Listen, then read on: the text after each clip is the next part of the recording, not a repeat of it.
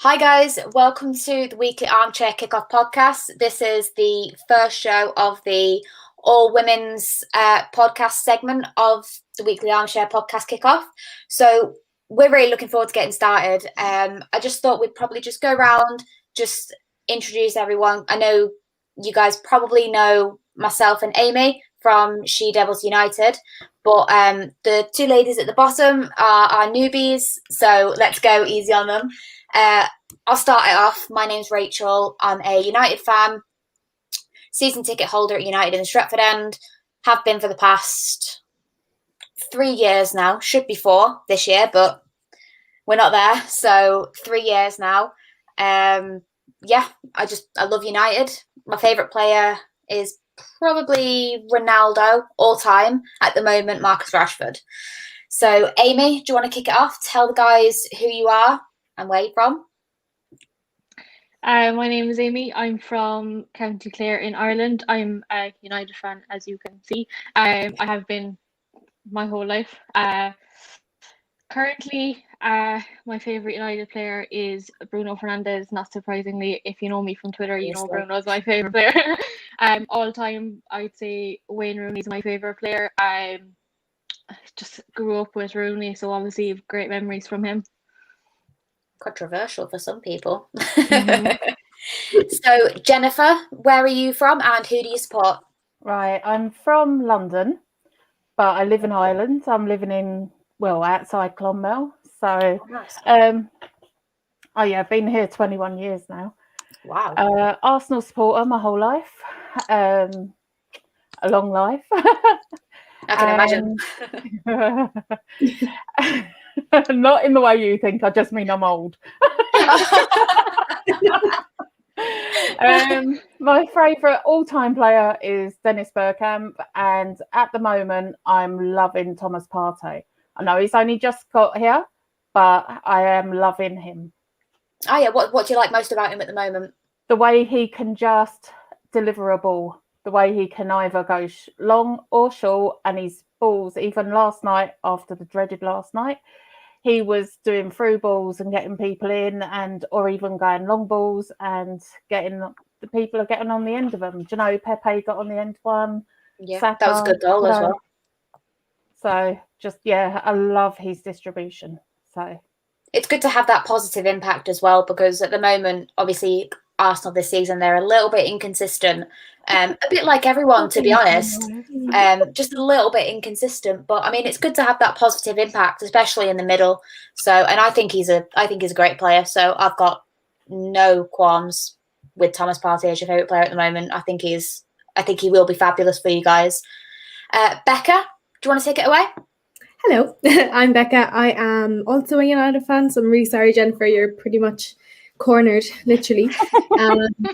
I am from Ireland. I'm from Clonmel as well, actually, in County Tipperary. Favourite player? So I thought about this earlier on and I wasn't really sure, and I was like, it's too much pressure. I can't actually think of one. And then I kind of was thinking back to when I started, I suppose, loving United and following football. And for me at that time, it would have been Beckham, would have been it. My bread and butter, that was it. But then I was thinking more along the lines of kind of Roy Keane. Obviously, he was Irish and such a legend. At the moment, it would have to be Scott McTominay. Love of my life. Love him. Wow. But yeah, I'm really, really excited to be part of this podcast. That's great to have someone else that loves Scott.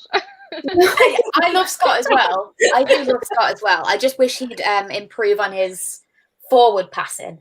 Not necessarily his defense. He's defensively. He's so strong, and I really admire his tenacity and the way he just wears his heart on his sleeve, and he loves the club so much. I just wish he would just be a little bit better going forward. But I've got no doubt in my mind that he's a great player.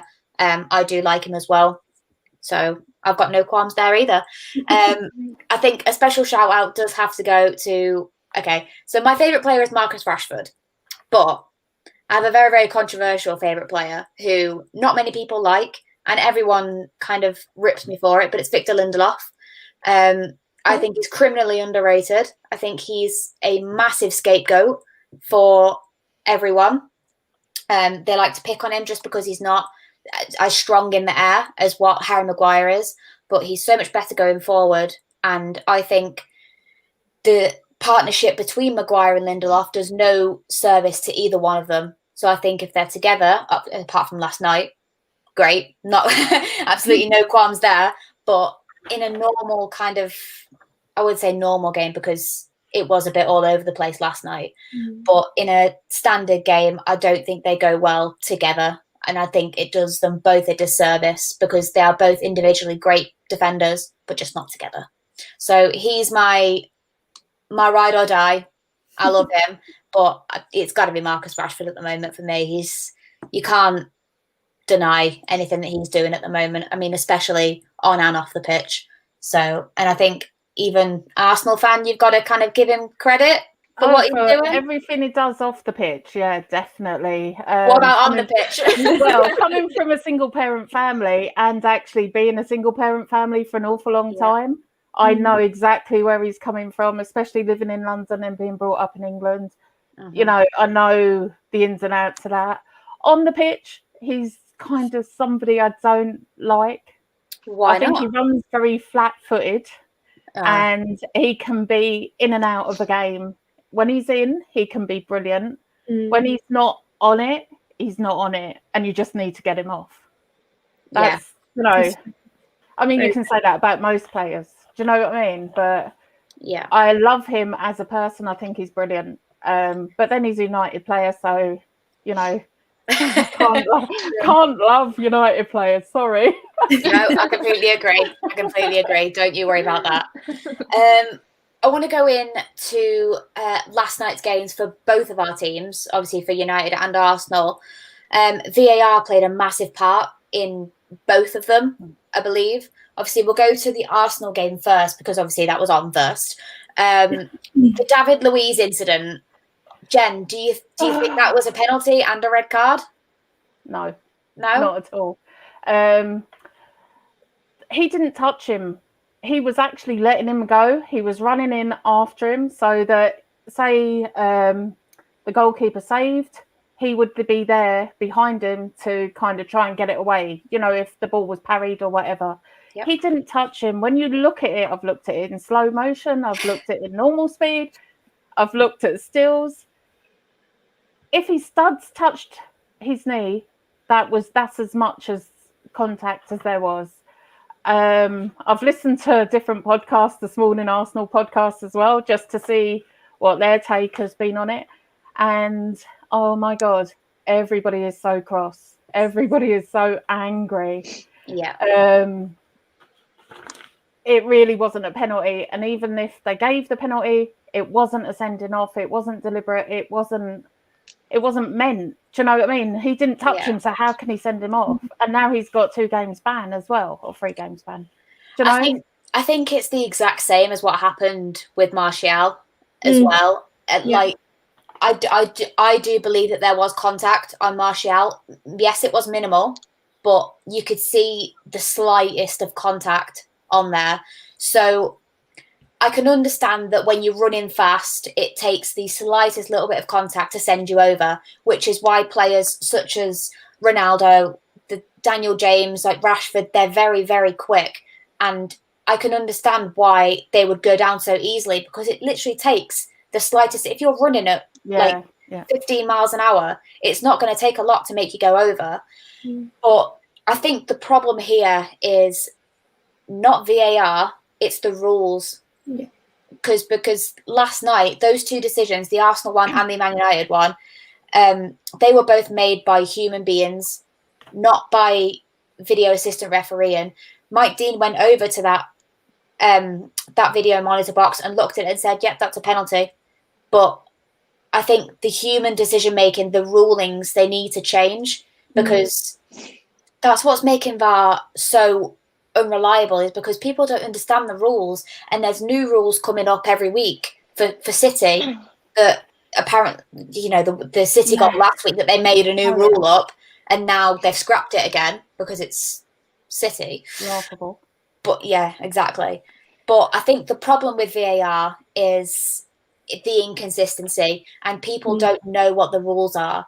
And with that new rule, with the penalty and when you make no attempt to play the ball, that is a penalty. But defenders have to then change their game completely because that's not what they're brought up to. That's not what they've learned. So they have to, in a sense, go for the ball. And if you take the man out, you take the man out. But you can't. Yeah, I think it just needs to change. The inconsistency is what people are so agitated about. Amy, what do you think about VAR in a whole, and especially last night? Because apparently we're the advert for VAR. So go on, take it away. Yeah, no, I completely agree with you there. Like, I think it is very inconsistent. Just taking United as an example, I know a lot of people think that VAR goes in our way a lot. But in the last few games, we've actually had 2 penalties actually turned against us because of VAR. So VAR isn't for us. Again, with the whole offside situation, like, your arm is offside. Like, you can't score with your arm. No. And you're given, like, they're giving ridiculous offsides. Like, people are fingertips offside and it's given offside. I just think it's ridiculous, to be honest. You can't even celebrate in a goal now in fear that's going to go to VAR and in fear that it's offside. Yep. It's ruining the game, I think, to be honest. I remember being at Old Trafford last season when they originally brought VAR in for the first time ever, and we were celebrating goals, and then you'd be like, oh no, wait, we can't celebrate a goal. Just sit down and wait for it to be checked. I mean, it takes the whole magic out of it. This season, I know it's a bit different because there's no fans there, but especially you really felt it last season because you felt like you couldn't get involved in the game. I mean, most of going to the game is you're waiting for a goal and then you celebrate with the people around you, but you couldn't do that because you were like, oh, but what if it's offside? But what if there was a handball or a foul in there somewhere?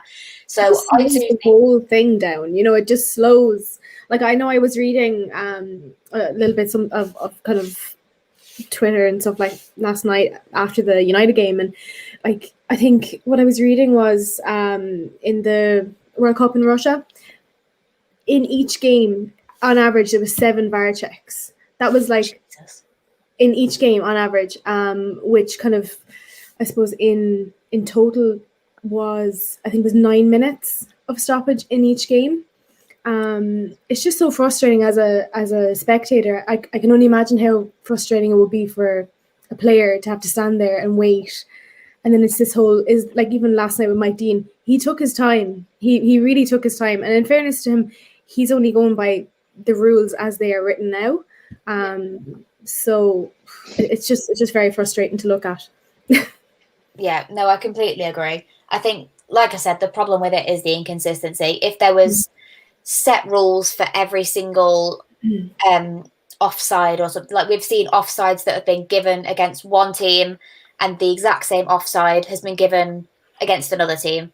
So there's no consistency, and that's where problems start, is because people are like, oh, well, Liverpool had 32 decisions last season that went for VAR. The VAR helped them get, and they won games because of that. But now, for some reason, this season it's United, but that and Leicester. And Leicester. Well, no one seems to be talking about Leicester though. No, they get away with it. So much more penalties. Yeah, it's a joke. It's a joke, but I do think that we need some clarity with VAR, and I hope that they can, if we get the season kind of wrapped up and we get our normal kind of break in between the seasons, they can really sit down and sort it out, because it's ruining the game. I know I hate to agree with people like Michael Owen and stuff, but he said that it's ruining the magic of the game and that you don't enjoy it anymore. And I understand that. I understand that it does take it out of the game, but it needs to be sorted out once and for all, completely. Definitely. So I want to go on to Arsenal's game last night again, because obviously they were first on. What did you think of the game in a whole, Jen? Did you think you deserved to lose? Yeah, the first half, I thought we were brilliant. I thought we absolutely bossed that game. And even when we had David sent off and came out the second half, it was like, yeah, we're going for this. And then the worldie. It was a worldie of a goal. and we're just like, oh my God, you know, maybe we'll get a draw, because that goal was just fantastic. And then the stupidity of handling the ball outside your area. It wasn't even close. I don't know what he was doing. Nor do I. I just looked at it and I just went, oh my God. I stood up and I shouted at the telly. I was like, what are you doing? You know, I was just like incredulous. I think we have one of these games every season where things just go absolutely wrong. Last season, it was Man City, when we played Man City, and David Luiz got sent off again. You know, isn't it right that he's been sent off 3 times since joining Arsenal? Yeah, but it's because he's got a bad boy reputation. Oh, and he's so slow. You know, he was the same at Chelsea though as well. Oh, he's always been a little shit, hasn't he? Yeah. He has always been a little bit of a. But I do like him. You like him? Yeah. I No. get really, really nervous when he's playing for us. But his personality is just funny. If you just like read some of the things he says, or you know, he just seems like a really genuinely nice person off the pitch. And I don't know what happens to him, really. I think he just gets engulfed in the game, really, doesn't he? And he's slow. He is slow, you know, compared to the people around him. You know, I never thought I'd say I like Rob Holding, but Rob Holding is kind of doing a good job this season for us. Yeah, he's definitely stepped up, hasn't he? Yeah, really has. And like Saka last night should have scored within the first 40 seconds. You know, if he'd have played the weekend, he might have scored that last night. Do you know? Because he was off the weekend, he was just a bit more rusty. I know he's had a hip injury or whatever. Mm-hmm. But I just thought the first half we were fantastic. And I know it's against Wolves, but last year Wolves, you know, beat us. They beat us twice now this season. It's all well and good saying it's only Wolves, but we know firsthand, don't we, ladies? Wolves I hate them. I hate every time we play them. There's one of the games that season that you look at and you think, oh, I hate Wolves. I hate the way they play, and I don't know what it is about them. I hate the game. It just drives me mad because, like that goal last night from Martinho, I've seen so many times that's happened to United. I think last season as well. I think it was, who was it? Jimenez from outside the box. There was one time when it just went flying in. I just had flashbacks and I thought, I know how that feels. It was a brilliant goal. I did rewind it and have a look at it again. I was like, oh, God. Yeah, it was a brilliant goal and they absolutely deserved it. But I think, Amy, do you think that discipline is a problem in the Arsenal team? Because obviously they've had a lot of red cards this season. I think every time I look at an Arsenal game, there's been something happening, like a red card or something. So do you think they've got discipline problems? I do. And the players that stand out the most is David Luiz and Xhaka. Yeah. I think they're the two most ones. They're very rash with their tackles. I think discipline is a bit of a problem, but they're definitely the two players that will stand out the most in terms of discipline. Yeah. Becca, what do you think of Arsenal's season in a whole, just so far? I suppose, I don't really try. I try not to look at Arsenal. To be honest, I try to just focus on ourselves. I feel like they were very hard done by last night. In fairness to them, I think that David Luiz situation it was very tough, and I feel for you, Jennifer. I actually really do.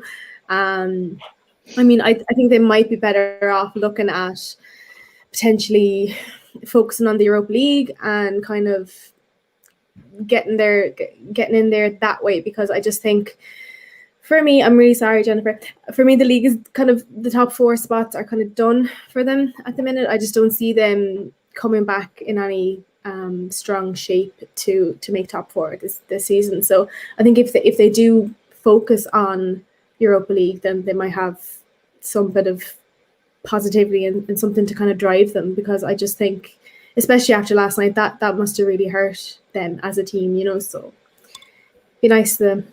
I'll be nice for once. Do you agree, Jen? Do you think that top 4 is completely out of the question? No, I don't really? actually. No, honestly, I think I said before last night's game we could make top 6, and I do think that is a realistic possibility, even with last night's result. Top 4 would be a push. It really would be a push. But even losing last night, we're only a few points behind people. Like, do you know, it's been that kind of season. You got beat by Sheffield United last week. This day, like last week, you were beaten. Yeah, I don't remember I that. don't remember that. Do you know what I mean? There's been 2 games since then. Yeah. And we were looking great up to last night. And even at the first half, we were thinking, oh, yeah, we're brilliant. Yeah. And I think if we were to concentrate on the Europa League, it would be stupid, really, because you're putting all your eggs in one basket. And we're looking that we might even have to have a one-legged match against Benfica in a neutral stadium. So what happens if you lose that? Then everything's gone. Do you know? So you have to make sure that you play every single game as best you can, and it's not concentrating on one or the other, it's doing both. And they should be well able to do that. Yeah, that's how I feel like United as well. I know there are some people saying that we should just concentrate on the league or just concentrate on the FA Cup, but I always have the mentality of whatever you're in, go for it. Like, I know some people might not want to admit it, but at this moment in time, May is a completely different kettle of fish, but at this moment in time, we are in a title race. Yeah. And I know some people don't want to admit that because of our track record and obviously last season, and we do tend to fall off a little bit and go through bad spells. But at this moment in time, I like to live in the moment and say, look, right now, we are only, I think City is still winning, we are only 3 points behind City. So what's the harm in saying that City are going to drop points again this season? I have no doubt about it. They're not going to go unbeaten for the rest of the season. Liverpool will drop points. We will drop points. Everyone around us is going to drop points. So what's the point in putting all your eggs in one basket, like you say, and not just spreading yourselves evenly around? Because we've both got big enough squads to do that. And especially this season compared to last season, our bench, especially girls, I don't know whether you agree with me or not, but our bench is significantly better this season than what it was last season. I mean, I'd look at the bench last season and see Lingard, Pereira, Rojo, and you're like, that doesn't sit well with me. There's no, where's the goals coming from? But now we've got, so like say last night we had Pogba on the bench if things went wrong. Cavani, Greenwood, there's numerous options that we've got now. I think the problem that us United fans especially have in the summer transfer window is the centre-back situation. Because we've got one that's made of Weetabix, 2 that are slow as hell, and the other one he's not ready yet. So I think the problem is that this season is so up and down that you can't predict what's going to happen. We could go on a good run, City could go on a bad run, and then we'd be top. And we could go on a bad run, and then we could be 6th. So this season, there's not much in it at all. So I think it'd be silly to kind of say there's no chance of us winning it, or there's no chance of Liverpool winning it, or City winning it. So I think that's just where it has to go. Amy, what did you think of last night? Come on. What did you make of Cloud9? Are you still on Cloud9? Yeah, I've been thinking about it all day. It hasn't left my head. Unbelievable. And to be honest with you, I'm actually delighted with them because we know United, and when the opposition is lacking or struggling or whatever, we actually can take advantage of that, and we always struggle as well. So it was so nice to see that we could actually take advantage of the fact that Southampton were playing poor. And we also could find the back of the net 9 times. It's great, isn't it? Because obviously we've been struggling to find the net recently, and I can't stress this enough, but Rashford is way better on the left, so he needs to stay on the left. Completely. Luke Shaw, the man is Sublime. unbelievable. And I don't really care about England, I don't really care about the Euros, but if he doesn't make that English squad for the Euros, there's something seriously wrong. He should even be starting, to be honest. He's unbelievable. But yeah, so having good. the season of his life, absolutely season of his life. Literally, yeah. Obviously, when starting lineups came out, I obviously thought it was a bit controversial. But they proved us all wrong. Absolutely unbelievable from them. Hopefully, it'll boost a few confidence as well. Obviously, with Martial playing a bit poor, Rashford has been a bit off as well, and definitely for Greenwood, a massive confidence boost for all of those. So hopefully they can push off from this now, and we see a bit more performance from them. Yeah, no, I completely agree. I know we were in our group chat yesterday, weren't we, Ames? And everyone was kind of like moaning about the lineup, and I was just kind of like, I'm kind of over moaning about the lineup, because whenever we moan about it, it always goes well. So I'm kind of over. And when I praise the lineup, something goes wrong. Like the Sheffield United game, I loved the lineup. We lost yesterday. Hated the lineup, and we won. So I think it just teaches you just to kind of, Ollie knows what he's doing. Those players have clearly stepped up in training, or he's seen something, or he's trying to match their intensity or something. But we're not experts. At the end of the day, the manager is the expert, and 9 times out of 10, they get it right. So, and if it doesn't, you change it. So I think last night was a massive not turning point, but a massive confidence booster, because we have had 2 dodgy results. Obviously, the one against Arsenal, 0-0. That was one of the most boring games I've ever watched in my life. It was awful. And obviously the Sheffield United loss, but we don't like to talk about that anymore, because that was awful as well. But you could say in that game as well, VAR had an absolute mare. And even the managers have now had the reports to say that, yeah, those two decisions were wrong. So it just shows you that VAR is so inconsistent, and it doesn't go in favour of one team. It doesn't go it doesn't hate Liverpool. It doesn't love United. It's just a piece of equipment that is prone to errors, just like a human being.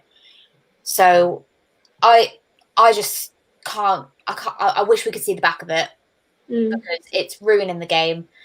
But last night, I thought was absolutely brilliant. It was a massive confidence booster. Becca, what did you think of last night? It was just lovely to come home. I work in healthcare, obviously in the COVID-19 world. So it was lovely to walk in the door, sit down and watch a positive match. Like, it was just like, wow, this is peak United now. This is lovely. A happy team, a team that seems happy. And, you know, it was just lovely to see the 7 different goal scorers and 7 different types of goals and different people assisting and everyone getting stuck in. And like Luke Shaw had just the most sublime game I've seen him in a long time.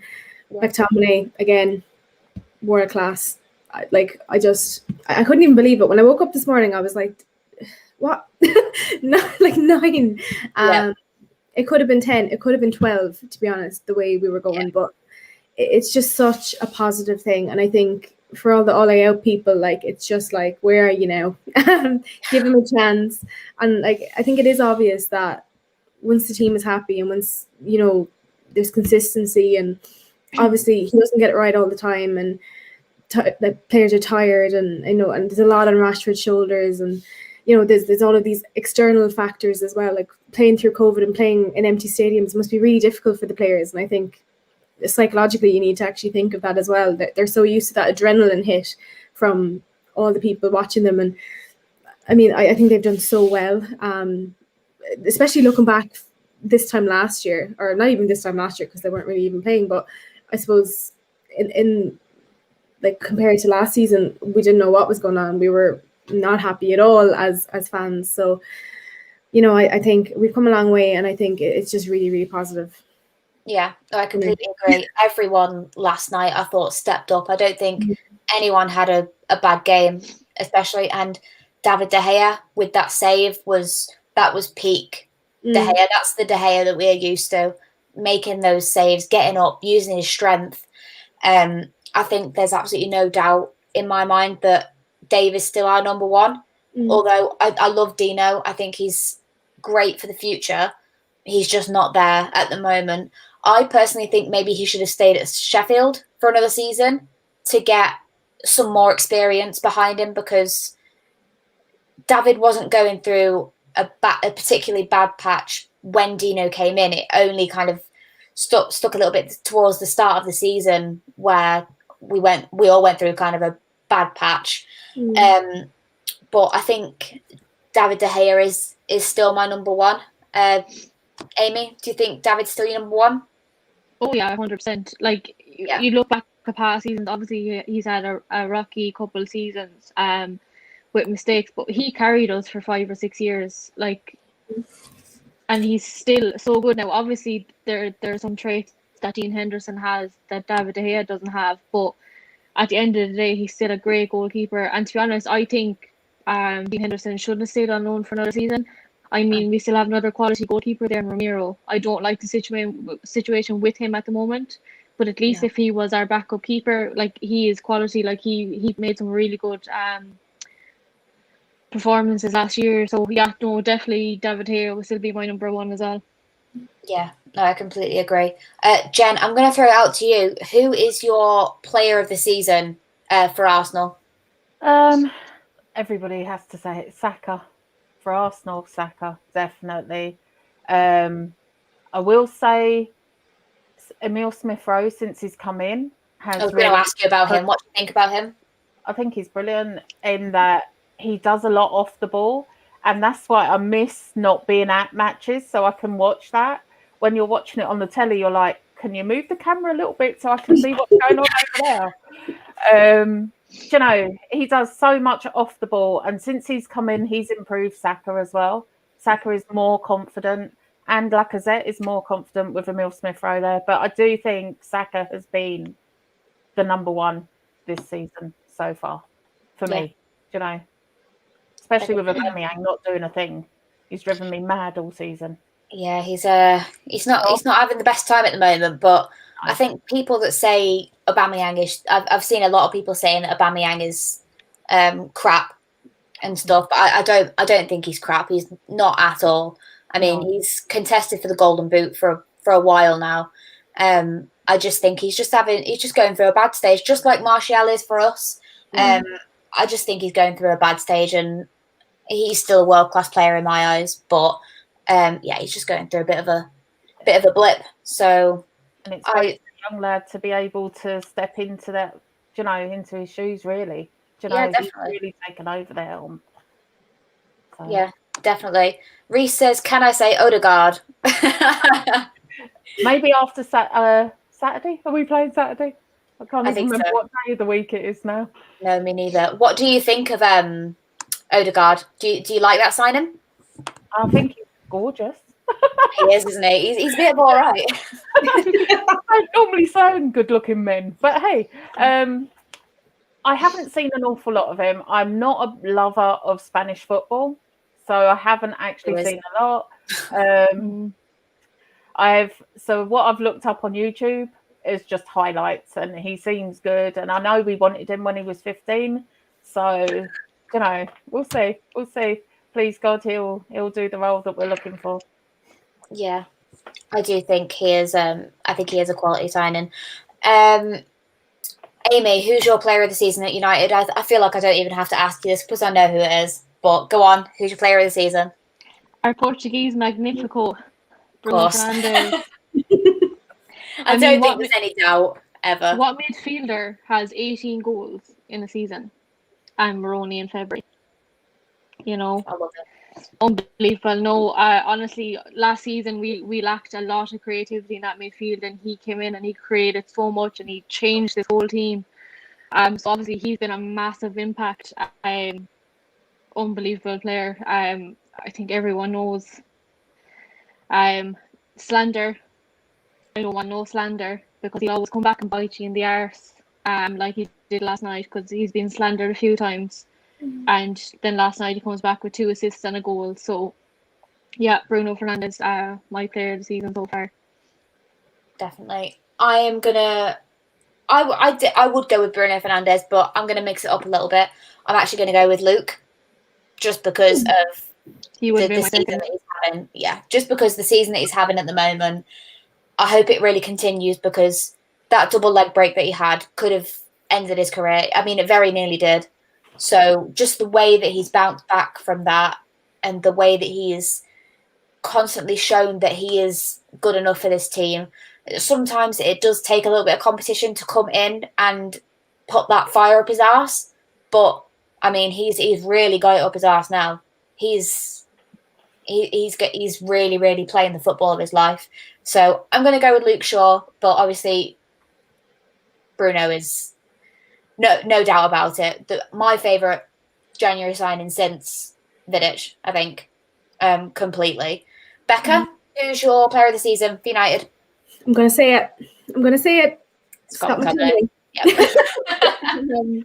Look, I kind of, again, had a really long think about it. 5 goals in all competitions this season.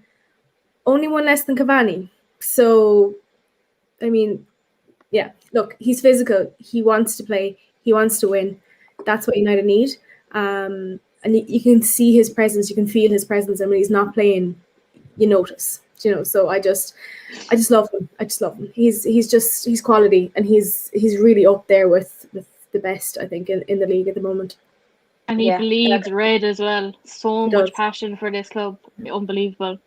That's what we need, Yeah, you just want him to do well, because you can tell that he cares about this club. And that's what you want in your team. You want players that will give absolutely everything for the team, because they love the team, or they do everything for them. So I think Scott McTominay is a perfect example of that. And I don't like the slander that he gets. Yes, we call him McSideways, don't we, Ames? McSideways.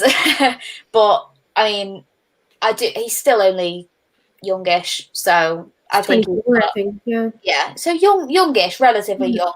But Same I mean, age as me, 24. 24ish. So he's got a lot left in him. So I have no doubt about that he's going to be a key player. He got very lucky last night as well with that tackle. That could have been a career-ending tackle for him. If his leg was planted, his leg would have been broke. Yeah, that was really nasty. I don't think I've seen anyone disputing that was a red card. I don't know what he was thinking. I know he's only a young kid, and it was his his Premier League debut, and I don't know what he was thinking. It was the most reckless thing to do ever. But I mean, that's Southampton. We don't really care about Southampton. Jen, I've got a question for you from Reese. He says, where do you think Arsenal should strengthen in the summer, and who should be moved on? I still think our defence needs strengthening. Moved on, I think we've done brilliantly in this window. We've got rid of basically everybody we needed to get rid of. Yeah. Gabriel has been out with COVID and he's back, but he's not himself. I don't know what's going on. We haven't heard any news really. He's been on the bench. So he's obviously not fit enough to come in. So I'd be watching that and just see. Odegaard, I'd love to keep him. I haven't even seen him play yet, but I'd love to keep him because we need that attacking midfielder. We've got Emil Smith-Rowe, as I've said already. Yep. But we need other people in there, right? So Jacques has been doing okay. El Nene's been doing okay. But I think Partey has actually elevated those players. So when they either of those have played with Partey, they've been much better than when they're playing with each other.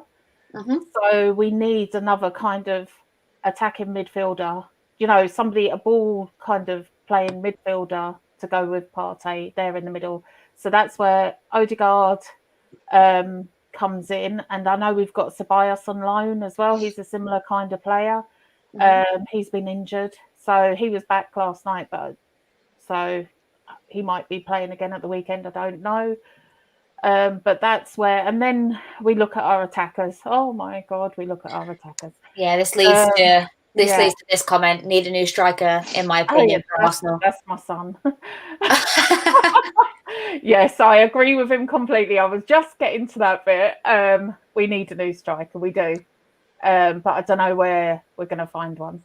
So I'll be listening intently and watching intently to the Italian league, because I think that is the place to go, because there's not a lot of money in the Italian league, and we might pick somebody up quite reasonably. I think it's hard to find a striker as well, especially an established striker. They've all got clubs, they've got contracts, they've all been snapped up. So it's hard to find an established striker. So I completely agree with you there. I'm just going to go to the comment from Tim. Nice to see you, pal. Sorry I'm late, got a bit parched and had to soak up our rival's tears to quench my thirst. Tim's always coming in with the banter. Nice to see you in here. Becca, where do you think that United can strengthen, and who do you think needs to be booted out? I mean, at the minute, I'm quite happy with the team that we have at the minute. I think obviously Greenwood is having a little bit of a slow kind of season. I think he just needs confidence and he just needs to play. And I don't think we're anywhere near getting rid of him at all. I do think we need to really focus on the defense side of things. Like, obviously, like you said earlier, like the back, whatever, it just isn't enough. And it wasn't enough last season. Wasn't really enough the season before. So obviously Luke Shaw is, coming on a leaps and bounds, and Harry Maguire is there, and we've everyone that we've Wan-Bissaka, who's playing really well at the minute. He's just a tank of a human being. It would still be nice to get a couple of defenders in there, and again, like you said, established. We need people who are ready now, not ready next season or the season after. Like, we need, but in terms of getting rid of people, I'm quite happy with who we have. Not a huge fan of Pogba, never really was.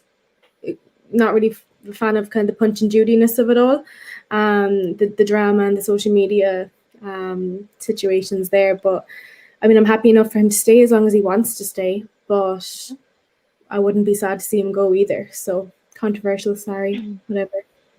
No, I think, to be honest, if you'd asked me that last season, I would have said so many players need to go. But Ollie he's gotten rid of them slowly but surely. That he's been getting rid of them, and everyone that we kind of mentioned before, like Pereira, Rojo, Lingard. I know Lingard's only on loan, and you've got Chris Smalling that's gone. Phil Jones is a massive problem in that defence. I think his time at United is unfortunately done completely. Well and truly gone. I mean, thank him for everything that he's done for us. He's given us some great, moments that are very kind of funny moments. But I mean, Phil Jones, I don't even think he would get on the bench in our back line at the moment. No. Because I think at the moment you've got to think of, obviously, Harry Maguire, Victor Lindelof, Bailly and Tuanzebe. I think Bailly, he needs to be bubble wrapped completely, because he can't play every game, because he's the Weetabix man, which is what I call him. He will break. But I think we definitely need some established central defenders in there. And I actually think we need a right back as well to challenge Wan-Bissaka. Because I think Wan-Bissaka can get very complacent in his role, because there's no one really there to challenge him apart from Brandon Williams. And he's not established. He's a slow burner kind of guy. But I do think we need a right back to challenge Wan-Bissaka out there, because like we've seen with Shaw, he absolutely thrives on competition. So I think hopefully that would happen with Wan-Bissaka as well. And obviously we need to give Wan-Bissaka a break sometimes, but there's no one really there to give him that break. So I think there's a lot of areas that need to be looked at in the summer, but we'll go from there. I'm just going to go to this one from Reese, Upamecano and Zakaria. I don't know how many times I've heard Reese say Upamecano and Zakaria in United chats and transfer news and stuff, I think that would be in the ideal world, but I think this is a little bit more realistic. Max Aarons from Norwich. I do think he is a good player.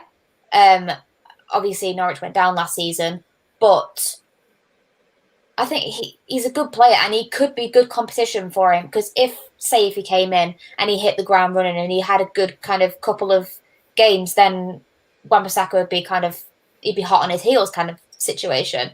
So you never know. You never know. What do you think about that, Ames? Do you think Max Aarons would be good? Yeah, I think Wan-Bissaka definitely needs competition. Obviously, Brandon Williams isn't established. To be honest, I would send him out on loan. Wow, great mind thinking like him. I definitely sent him out on loan. Wan-Bissaka definitely needs competition. Now he has improved going forward. But obviously the track and back situation, there's a few times he is caught out of position and it's a bit annoying. But other than that, he's a very good player. But again, he does need rest. He can't play every game, and games are coming thick and fast as well. This season, there's 2 or 3 games a week. So yeah, and I also think we need to invest in a defensive midfielder. I am so sick of playing 2 defensive midfielders when we can play 1. So yeah, definitely defensive midfielder we could invest in. I know Diallo's coming up for the right wing. Again, very young, so I wouldn't mind investing in a right winger as well. Just so that we have option and we have depth. Because I think our winger situation is a bit off at the moment. Now I know we have Daniel James there, but hit miss, more miss than he is hit. But I think there's some games that he could thrive in, but most games are just a bit of a miss at the moment. Bless him. I do actually love Daniel James. I think he's a good kid and he's been through a lot. And I think the way that he started last season made the expectations for him really, really high. You've got to remember, we signed this Championship kid. He was never supposed to come in for the first team. He was meant to be kind of brought in slowly, but we had to bring him in. And I guess it's just sod's law that he did really well. And then people started saying, oh, well, why isn't he scoring 15, 20 goals a season? It's like, because he's 19 years old and we've just got him from Championship. Like, he's not going to be an established Premier League striker. He set a high standard for himself in the first 2 games, to be honest. He did set a high standard for himself and he was drained then after that. He was playing every game and he wasn't expecting to play every game. So obviously he got very, very tired and he started to lose his confidence a bit then, and that's what happened. But at the end of the day, he is naturally a left winger and he was playing on the right. So yeah, that is true. It's very true. Jen, I'm going to throw out a quick question to you. Do you like Arsenal Fan TV? Yes. Do you actually? Yes. I love Robbie and I love DT. Right. The others, Troops, who's gone to America, may he stay there for an awful long time. Don't have to listen to him ever again. But I love Arsenal Fan TV, even if I don't agree with them. I absolutely love it. There you go. Great entertainment. I mean, I think we love it for a different reason. We only watch it when they lose because it's funny. But I think any other time, like you say, we don't watch it when it's boring and they win. We only like it when there's entertainment and they lose. So I guess. Well, I love Robbie. Robbie is a real kind of placid, trying to see every side of everything. So that's why it's great when he has the Arsenal supporters on that don't agree with him, and he has to then say, well, what do you think about that? And it makes them think more. But it also is good for the likes of me, because obviously I live over here and it is mainly United or Liverpool supporters. There's not many of us Arsenal supporters or, anybody else. So it's good for me because it's like I can have a conversation with them even though I'm not talking to them, and it makes me think more about what our team are doing and why they're doing it. And I'm like, you go to United matches. Before I moved here, I was at every home game until I had my son. and then I'd go to certain ones. So I'm used to being around football people and Arsenal supporters and having the crack with them in, the Clock End or the North Bank. For me, well, you can tell how old I am now.